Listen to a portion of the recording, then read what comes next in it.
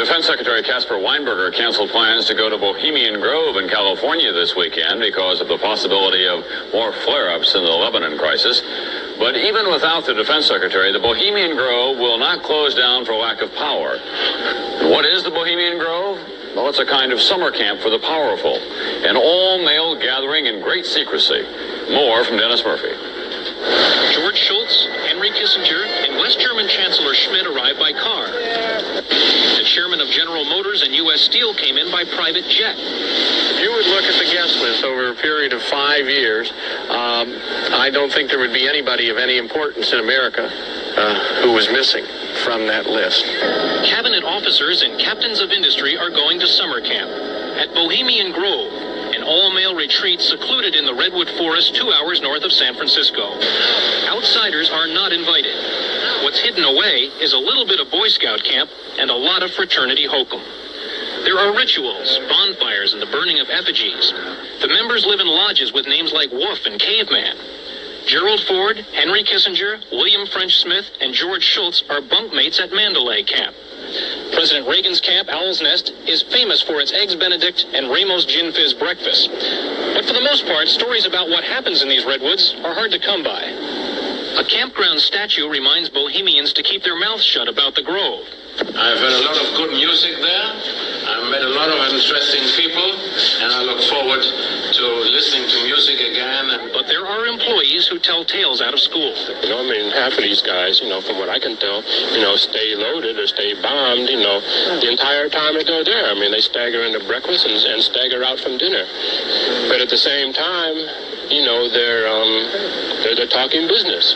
And sometimes those business talks send ripples far beyond the Grove. Sociology professor William Domhoff. Reagan and Nixon talked at length in 1967 in the Grove to decide who would go first in Republican primaries. While decision makers are cementing friendships, protesters outside the gate are keeping a vigil. To them, the Bohemian Grove is an all-white, all-male, undemocratic policy-making arm of the government. They want the Bohemians to go home. But summer camp won't end until next week. The exclusive all-male Bohemian Club in California, where every year at this time, the elite from around the country get together for 2.5 weeks of fun and games. Steve Shepard has this special assignment report. More than 2,000 members of San Francisco's exclusive and all-male Bohemian Club have once again descended on Northern California. These men will spend most of the month of July encamped on some 2,700 acres of pristine and privately owned redwood forest very much like this. The place is called Bohemian Grove, and it's located just 80 miles north of San Francisco. The Grove is the Bohemian Club's summer retreat, and its facilities are hidden beneath lush forest canopy extending south from the banks of Sonoma County's Russian River. For more than a century, the camp has been a place where club members and guests from all across America gather to relax. The retreat is divided into dozens of small camps, the most prominent of which is called Mandalay. Among its members are businessmen like Leonard Firestone and Edgar Kaiser, and political figures like Gerald Ford, Henry Kissinger, William French Smith, and George Shultz. President Reagan, Vice President Bush, and Defense Secretary Weinberger are members of other camps. Richard Nixon is a Bohemian, and so are high-ranking executives of such companies as Eastern Airlines, Standard Oil of Indiana, and Bank of America. For the most part, the men of Bohemian Grove are over 50, highly successful, and, according to many employees, politically conservative. Well, each year, many of them seem to have a stunt or try to come up with a stunt. Last year, in 1980, the popular button was Free the Fortune 500. Membership in the Grove is by invitation only and is determined by such factors as social standing, occupation, and personal connections. Privacy is one of the Grove's most cherished virtues. Members may not photograph, record, speak, or write about activities at the retreat. While many public officials are Grove members, the press is a distinctly unwelcome guest. We're from ABC News. Well, get back there. Get back there. Can we talk to somebody in the... Get back there. Anyone willing to navigate a boat up the Russian River can get a glimpse of the northern edge of the compound, but that's about all. Still, there are outsiders who have researched the Grove.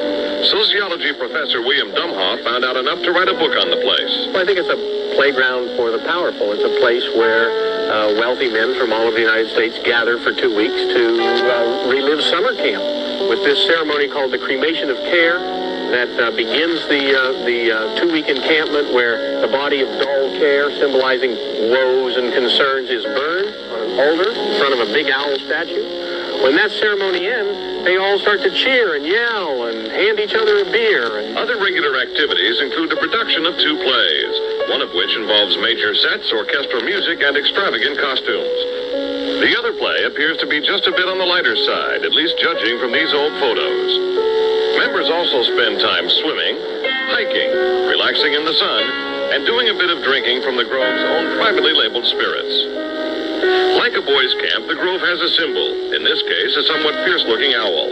It also has a patron saint, St. John of Nepomuk, a legitimate 13th century Bohemian canonized for his sense of honor. What the Grove does not have is any women, not even as employees.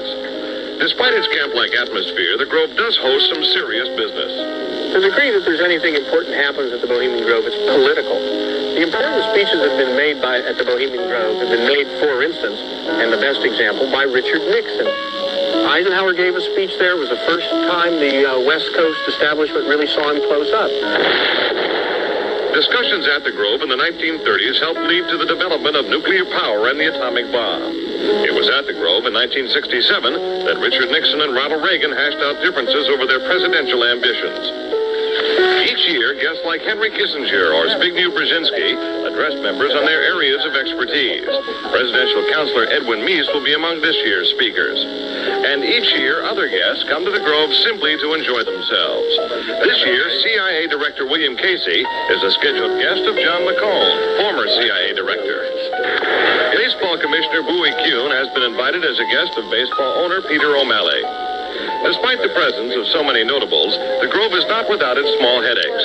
Anti-nuclear demonstrators gathered near the entrance to the retreat this year to wave signs and chant slogans. The Grove is also facing a suit from the state of California because it refuses to hire women. Still, the Bohemian Grove seems in no danger of passing. Herbert Hoover called it the world's greatest men's party, and there is a list of powerful people waiting to get in on it.